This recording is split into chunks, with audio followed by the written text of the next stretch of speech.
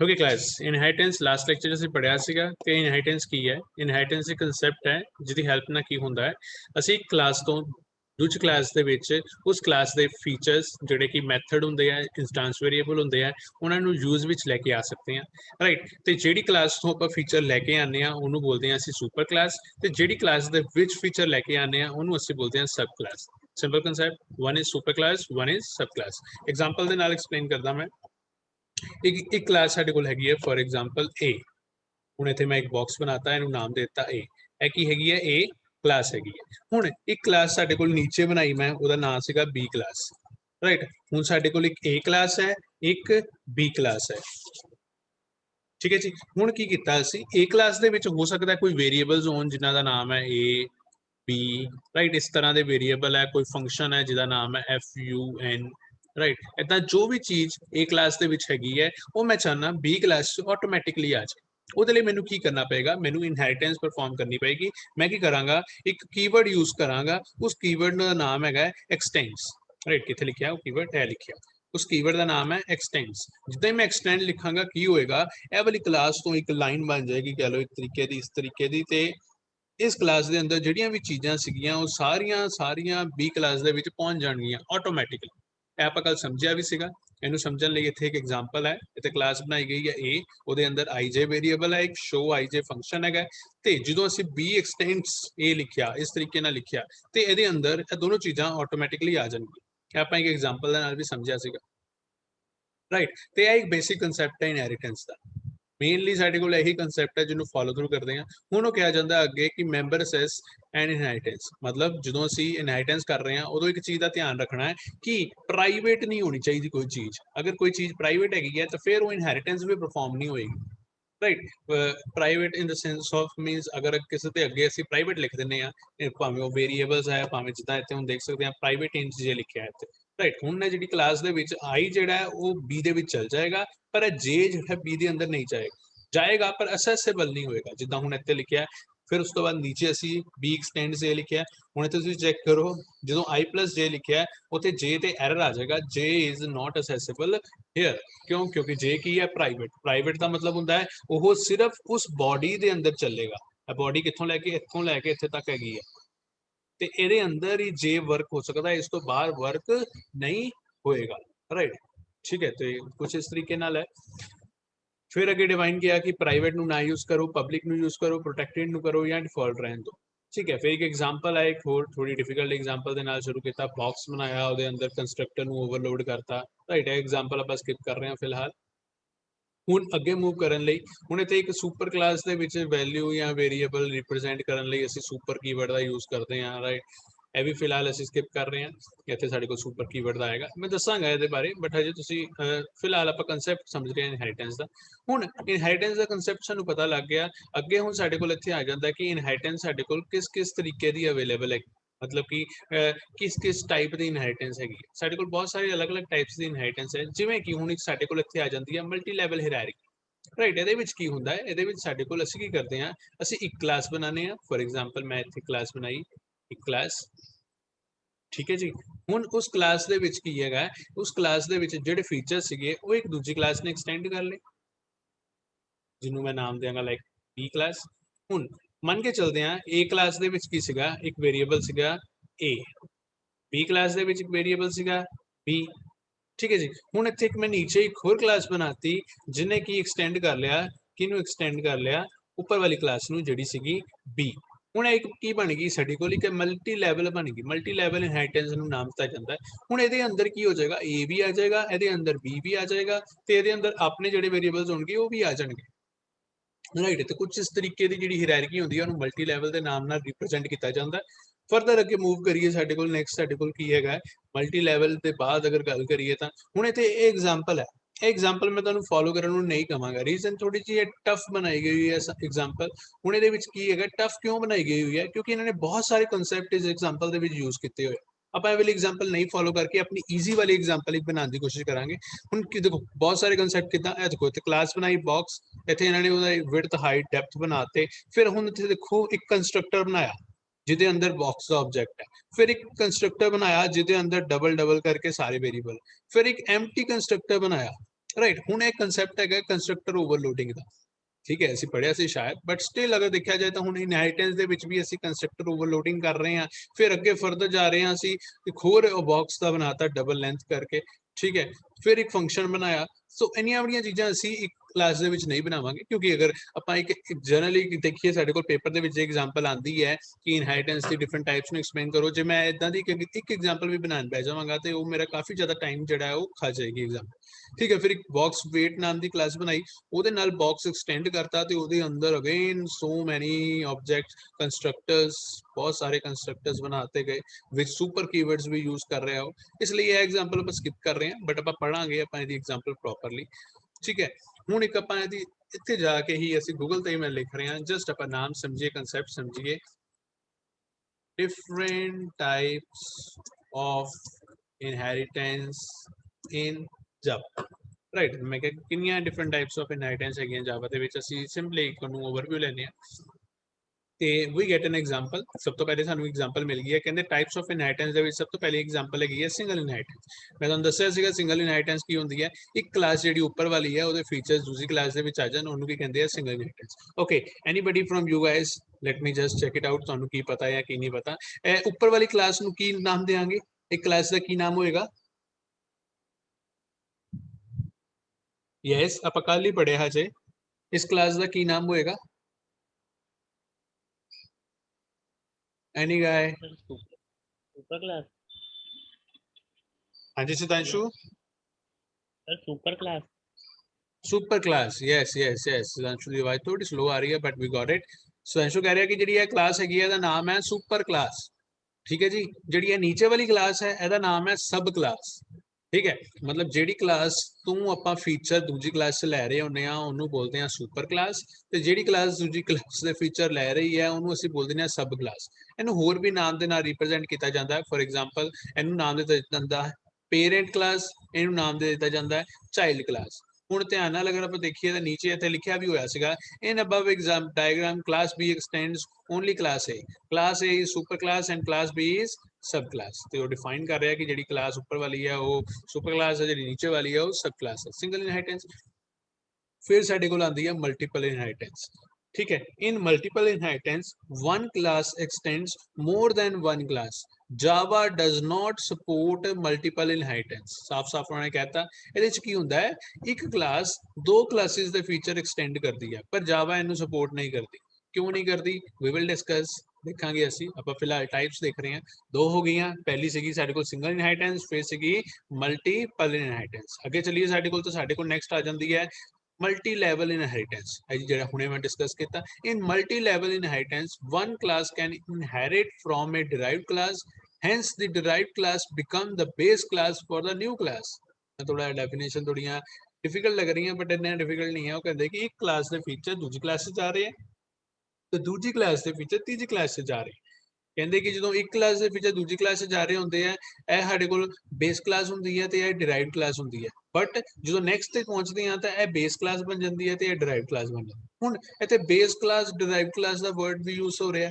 ਸੋ ਜਿਹੜੀ super class ਹੈ ਉਹਨੂੰ ਅਸੀਂ ਬੇਸ ਕਲਾਸ ਵੀ ਬੋਲ ਦਿੰਦੇ ਆ, ਜਿਹੜੀ ਸਬ ਕਲਾਸ ਹੈ ਉਹਨੂੰ ਅਸੀਂ ਡਿਰਾਈਵਡ ਕਲਾਸ ਵੀ ਬੋਲ ਦਿੰਦੇ ਆ। ਇਹਦੇ ਅਲੱਗ-ਅਲੱਗ ਨੇਮਸ ਹੈ, ਤੁਹਾਨੂੰ ਹਰ ਜਗ੍ਹਾ ਤੇ ਅਲੱਗ-ਅਲੱਗ ਨੇਮਸ ਦੇਖਣ ਨੂੰ ਮਿਲਣਗੇ, ਪਰ ਨੇਮ ਮੇਰੇ ਅਕੋਰਡਿੰਗ 3 ਤੋਂ ਜ਼ਿਆਦਾ ਨਹੀਂ ਹੈਗੇ।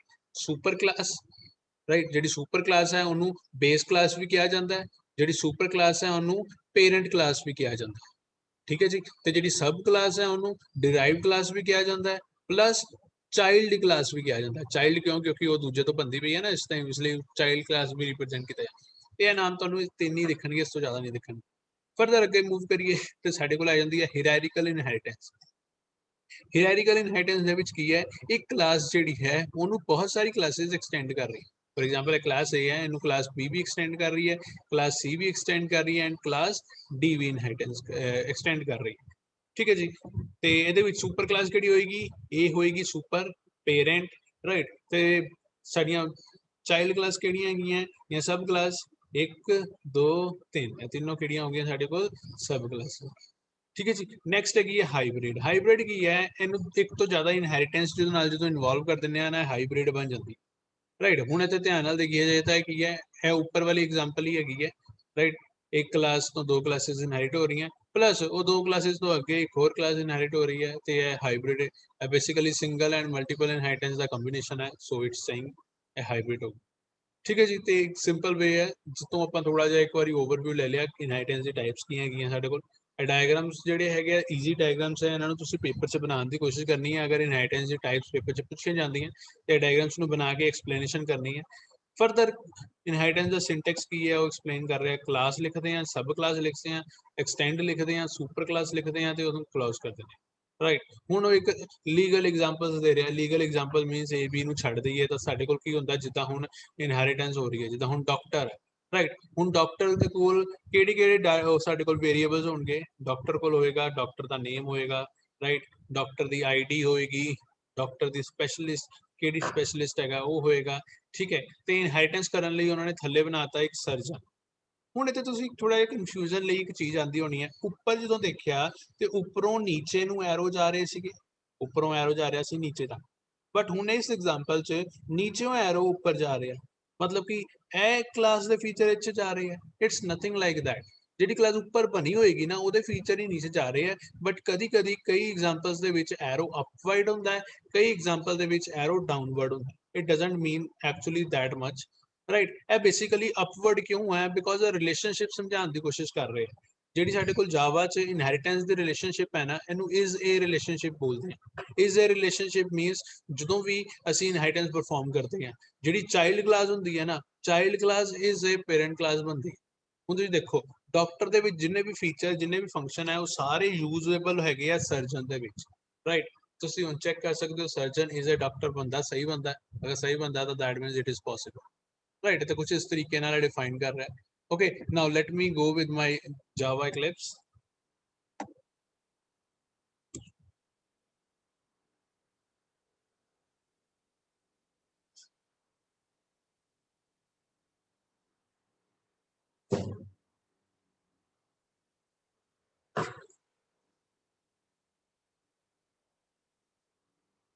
ओके चलो आप एग्जांपल समझने ਲਈ ਨਾ ਬਹੁਤ ਹੀ ਸੌਖੀ ਤੋਂ ਵੀ ਈਜ਼ੀਐਸਟ ਐਗਜ਼ਾਮਪਲ ਤੋਂ ਐਗਜ਼ਾਮਪਲ ਸਮਝਾਂਗੇ ਓਕੇ ਕੀ ਕਰਨਾ ਹੈ ਅਸੀਂ ਫਿਲਹਾਲ ਮੈਂ ਸਾਰਾ ਕੋਡ ਇਥੋਂ ਰੱਬ ਕਰ ਰਿਹਾ ਓਕੇ ਕੱਲ ਆਪਾਂ ਐਗਜ਼ਾਮਪਲ ਕੀਤੀ ਸੀਗੀ ਠੀਕ ਹੈ ਇਸ ਐਗਜ਼ਾਮਪਲ 'ਚ ਕੀ ਹੋ ਰਿਹਾ ਹੈ ਇਸ ਐਗਜ਼ਾਮਪਲ 'ਚ ਸਭ ਤੋਂ ਪਹਿਲੇ ਇੱਕ ਕਲਾਸ ਹੈ ਕਲਾਸ x ਉਹਦੇ ਅੰਦਰ ਇੱਕ ਫੰਕਸ਼ਨ ਕਾਲ ਹੋ ਰਿਹਾ void x ਜਾਂ ਕਹਿ ਲਓ ਇੱਕ ਫੰਕਸ਼ਨ ਉਹਦਾ ਕੰਸਟਰਕਟਰ ਹੀ ਬਣਾਤਾ ਅਸੀਂ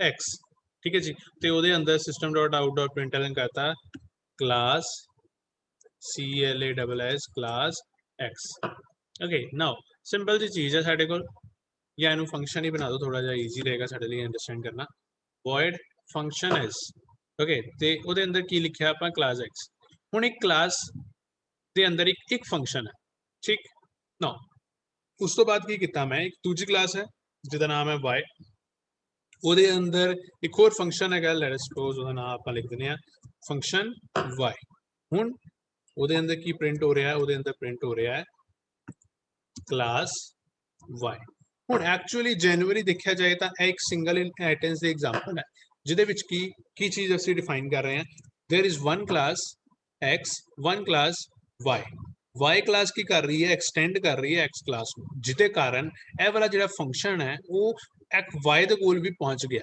y ਨੂੰ ਵੀ ਮਿਲ ਗਿਆ ਜਦੋਂ ਅਸੀਂ ਪਬਲਿਕ ਕਲਾਸ ਇਨਹੈਰੀਟੈਂਸ ਕਾਲ ਕੀਤਾ ਉਹਦੇ ਅੰਦਰ ਅਸੀਂ ਜਦੋਂ y ਦਾ ਆਬਜੈਕਟ ਬਣਾਇਆ y ਦਾ ਆਬਜੈਕਟ ਰਾਈਟ ਤੇ ਅਸੀਂ ਉਸ y ਦੇ ਆਬਜੈਕਟ ਨਾਲ ਦੋ ਫੰਕਸ਼ਨ ਕਾਲ ਕਰ ਸਕਦੇ ਹਾਂ ਪਹਿਲਾ ਫੰਕਸ਼ਨ ਸਾਡਾ ਬਣ ਜਾਂਦਾ ਹੈ ਫੰਕਸ਼ਨ x ਠੀਕ ਹੈ ਜੀ ਫਿਰ ਅਸੀਂ ਕਾਲ ਕਰ ਸਕਦੇ ਹਾਂ ਫੰਕਸ਼ਨ y ਠੀਕ ਹੈ ਜੀ ਇਹਨੂੰ ਹੁਣ ਮੈਂ ਪਲੇ ਕਰਦਾ ਹਾਂ ਲੈਟ ਅਸ ਸਪੋਜ਼ ਮੈਂ ਰਨ ਕੀਤਾ ਪਲੇ ਕੀਤਾ ਤੇ ਅਸੀਂ ਦੇਖ ਸਕਦੇ ਹਾਂ ਕਿ ਉਹ ਲਿਖ ਰਿਹਾ ਸਭ ਤੋਂ ਪਹਿਲੇ ਕਲਾਸ x ਫਿਰ ਲਿਖ ਰਿਹਾ ਕਲਾਸ y ਕਿਉਂ ਇਦਾਂ ਲਿਖ ਰਿਹਾ ਕਿਉਂਕਿ ਇਨਹੈਰੀਟੈਂਸ ਹੋ ਰਹੀ ਸੀ ਇਸ ਲਈ ਉਹ ਵਾਲਾ ਫੰਕਸ਼ਨ ਇਹਦੇ ਅੰਦਰ ਆ ਗਿਆ ਅਸੀਂ ਪ੍ਰੂਵ ਕਰਤਾ ਕਿ ਇਨਹੈਰੀਟੈਂਸ ਇਸ ਤਰੀਕੇ ਨਾਲ ਪ੍ਰੂਫ ਹੁੰਦੀ ਹੈ ਤੇ ਇਹ ਇੱਕ ਐਗਜ਼ਾਮਪਲ ਬਣ ਗਈ ਸਿੰਗਲ ਇਨਹੈਰੀਟੈਂਸ ਦੀ ਮੈਂ ਐਗਜ਼ਾਮਪਲ ਕਿਉਂ ਕਹਿ ਰਿਹਾ ਤੁਹਾਨੂੰ ਬਣਾਉਣ ਲਈ ਕਿਉਂਕਿ ਇਹ ਐਗਜ਼ਾਮਪਲ ਜਿਹਨੂੰ ਇੱਕ ਐਗਜ਼ਾਮਪਲ ਸਮਝ ਆ ਗਈ ਨਾ ਉਹ ਸਾਰੀਆਂ ਐਗਜ਼ਾਮਪਲਸ ਦੇ ਥਰੂ ਬਣਾ ਸਕਦਾ ਰਾਈਟ ਤੇ ਇਹ ਸਭ ਤੋਂ ਬੇਸਿਕ ਐਗਜ਼ਾਮਪਲ ਸੀਗੀ ਸਾਡੀ ਸਭ ਤੋਂ ਪਹਿਲੀ ਹੁਣ ਮੈਂ ਇੱਕ ਮਿੰਟ ਵਾਪਸ ਜਾ ਰਿਹਾ ਹਾਂ ਉਹੀ ਸਾਡੇ ਜਿਹੜੇ ਡਾਇਗਰਾਮ ਸੀਗੇ ਹੁਣ ਦਿਸ ਵਾਸ ਆਵਰ ਫਰਸਟ ਐਗਜ਼ਾਮਪਲ ਸਾਡੀ ਪਹਿਲੀ ਐਗਜ਼ਾਮਪਲ ਹੈ ਹੁਣ ਦੂਜੀ ਐਗਜ਼ਾਮਪਲ ਜਿਹੜੀ ਹੈ ਮਲਟੀਪਲ ਇਨਹੈਰੀਟੈਂਸ ਜਾਵਾ ਸਪੋਰਟ ਨਹੀਂ ਕਰਦੀ ਇਹਨੂੰ ਐਂਡ 'ਚ ਦੇਖਾਂਗੇ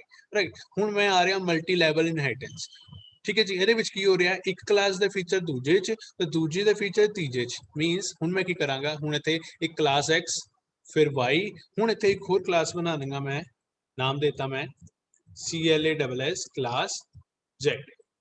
z extends y, ठीक है जी।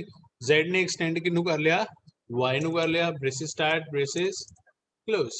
ओके नाउ ਹੁਣ ਇਹਦੇ ਅੰਦਰ ਕੀ ਲਿਖਿਆ ਮੈਂ, ਇੱਕ ਫੰਕਸ਼ਨ ਬਣਾਤਾ void function z, ਜਿਹਦੇ ਅੰਦਰ ਕੀ ਪ੍ਰਿੰਟ ਹੋ ਰਿਹਾ ਹੈ, system dot out dot println, ਜਿਹਦੇ ਅੰਦਰ ਮੈਂ ਲਿਖਤਾ डबल कोट्स के अंदर क्लास z। ठीक, ਤੇ ਇੱਥੋਂ ਤੱਕ ਅਗਰ ਜਨਰਲੀ ਗੱਲ ਕਰੀਏ ਤਾਂ ਅਸੀਂ ਕੀ ਕਰਤਾ, ਹੁਣ ਇੱਕ ਤੀਜੀ ਕਲਾਸ ਬਣਾ ਲਈ ਤੇ ਤੀਜੀ ਕਲਾਸ ਨੂੰ ਐਕਸਟੈਂਡ ਕਰ ਲਿਆ y। ਹੁਣ x ਵਾਲਾ ਫੰਕਸ਼ਨ y ਦੇ ਵਿੱਚ ਹੈ ਤੇ y ਦੇ ਵਿੱਚ ਜਿੰਨੇ ਫੰਕਸ਼ਨ ਹੈ ਉਹ z ਵਿੱਚ ਹੈਗੇ, ਤੇ ਇਨ ਸ਼ਾਰਟ z ਦੇ ਵਿੱਚ ਸਾਰੇ ਫੰਕਸ਼ਨ ਆ ਗਏ। ਹੁਣ ਚੈੱਕ ਕਰਨ ਲਈ ਮੈਂ ਕੀ ਕਰਾਂਗਾ, ਜਿਹੜੀ ਸਭ ਤੋਂ ਲਾਸਟ ਵਾਲੀ ਕਲਾਸ ਹੈ, ਸਭ ਤੋਂ ਲਾਸਟ ਵਾਲੀ ਕਲਾਸ ਕਿਹੜੀ ਸੀਗੀ ਸਾਡੀ, z, ਤੇ z ਦਾ ਆਬਜੈਕਟ ਬਣਾ ਲਿਆ z obj new z।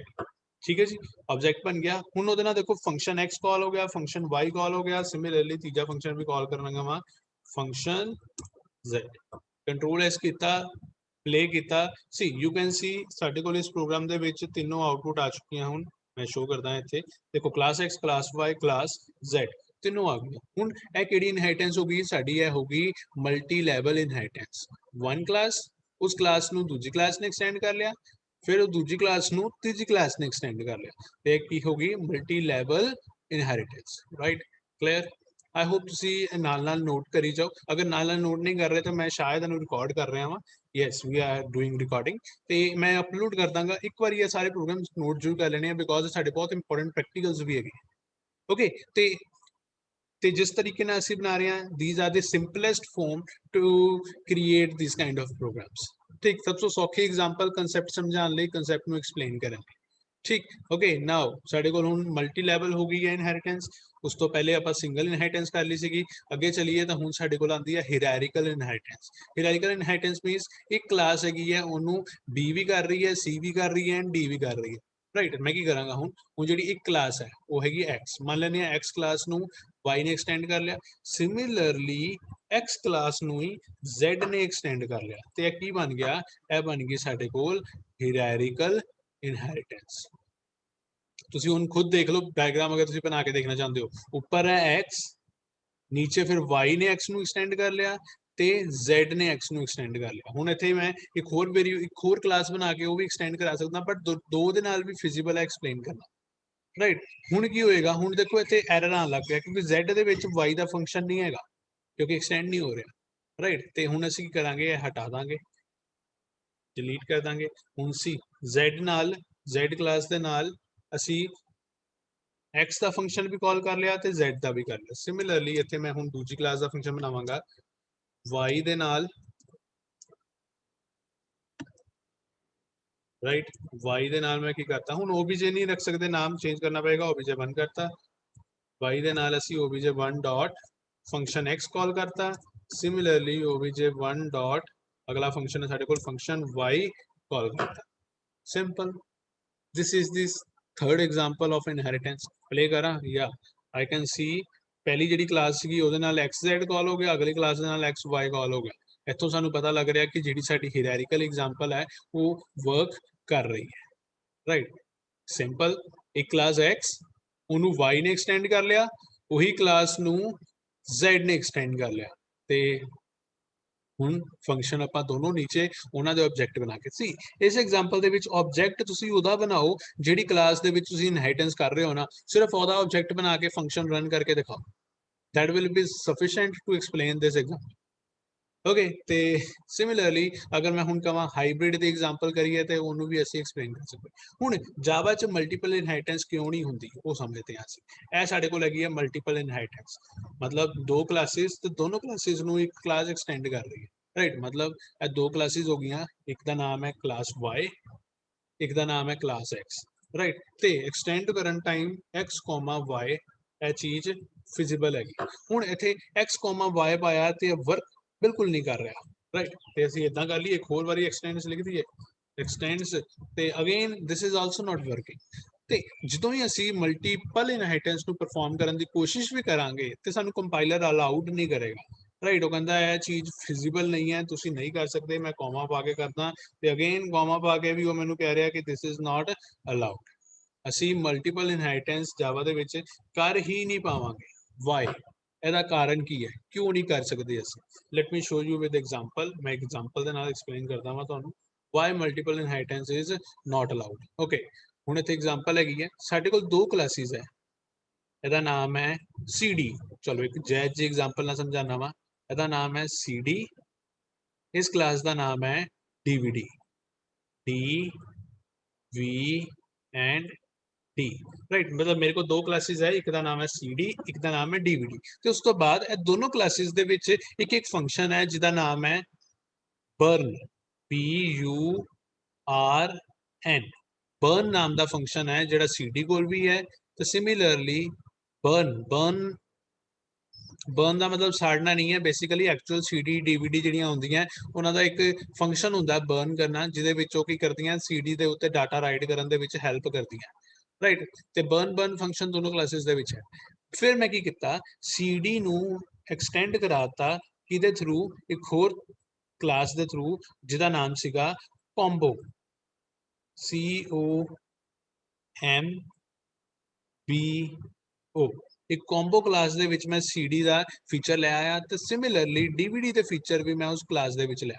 ਹੁਣ according to Java this is not feasible. ਕਿਉਂ? ਜਾਵਾ ਇਦਾਂ ਕਿਉਂ ਕਹਿੰਦੀ ਹੈ? ਕਿਉਂਕਿ ਦੇਖੋ ਕੀ ਹੁੰਦਾ ਹੈ, ਇਨਹੈਰੀਟੈਂਸ ਦੇ ਵਿੱਚ ਜਿਹੜੀ ਕਲਾਸ ਅਸੀਂ ਇਨਹੈਰਿਟ ਕਰ ਰਹੇ ਹਾਂ ਉਹਦੇ ਫੰਕਸ਼ਨ ਉਹਦੇ ਕੋਲ ਆ ਜਾਣਗੇ ਨੈਕਸਟ ਕਲਾਸ ਕੋਲ। ਮਤਲਬ ਬਰਨ ਫੰਕਸ਼ਨ ਆ ਗਿਆ ਇਹਦਾ ਤੇ ਬਰਨ ਫੰਕਸ਼ਨ ਆ ਗਿਆ ਇਹਦਾ। ਹੁਣ ਦੇਖਿਆ ਜਾਏ ਤਾਂ ਇਹਦੇ ਕੋਲ ਦੋ ਬਰਨ ਫੰਕਸ਼ਨ ਹੈ ਸੇਮ ਸਪੈਲਿੰਗ ਵਾਲੇ, ਰਾਈਟ। ਹੁਣ ਜਦੋਂ ਅਸੀਂ ਕੰਬੋ ਦਾ ਆਬਜੈਕਟ ਬਣਾਵਾਂਗੇ, ਫॉर एग्जांपल ਅਗਰ ਕੰਬੋ ਦਾ ਮੈਂ ਆਬਜੈਕਟ ਬਣਾਉਣਾ ਤੇ ਉਹਦੇ ਨਾਲ ਲੈਟ ਸਪੋਜ਼ OBJ ਨਾਮ ਦਾ ਆਬਜੈਕਟ ਹੈ, ਤੇ ਉਹਦੇ ਨਾਲ ਜੇ ਮੈਂ ਬਰਨ ਕਾਲ ਕਰਾਂਗਾ ਡਾਟ ਲਗਾ ਕੇ ਬਰਨ, ਤੇ ਉਹ ਚੀਜ਼ ਵਰਕ ਨਹੀਂ ਕਰੇਗੀ। OBJ.burn ਕਰ ਕਾਲ ਕਰਾਂਗਾ ਤਾਂ ਇਟ ਵਿਲ ਨਾਟ ਵਰਕ।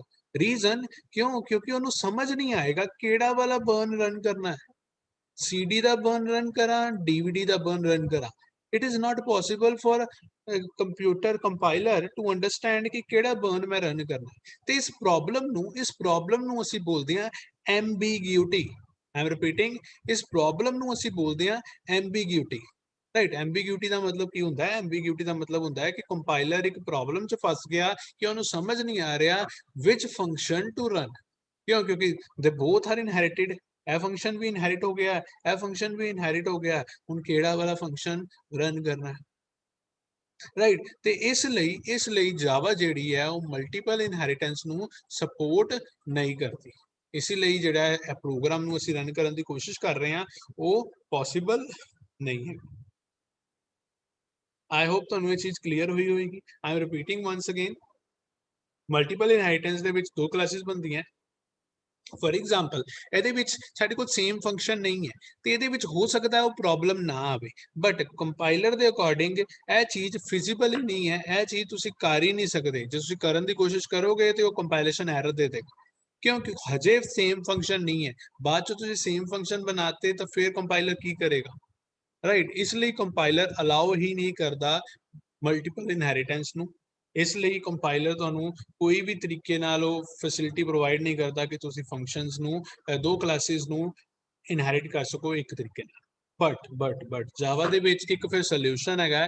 ਉਸ ਸੋਲੂਸ਼ਨ ਦਾ ਨਾਮ ਹੈ ਬੇਸਿਕਲੀ, ਉਸ ਸੋਲੂਸ਼ਨ ਦਾ ਬੇਸਿਕਲੀ ਕੀ ਹੈਗਾ, ਉਹ ਹੈਗੀ ਹੈ ਸਾਡੇ ਕੋਲ ਕਿ ਅਸੀਂ ਕਲਾਸ ਨੂੰ ਨਾ ਯੂਜ਼ ਕਰਕੇ ਇੱਕ ਨਵਾਂ ਕੰਸੈਪਟ ਯੂਜ਼ ਕਰ ਲਈਏ ਜਿਹਦੇ ਥਰੂ ਮਲਟੀਪਲ ਇਨਹੈਰੀਟੈਂਸ ਹੋ ਸਕੇ। ਉਸ ਕੰਸੈਪਟ ਦਾ ਨਾਮ ਹੈ ਇੰਟਰਫੇਸ।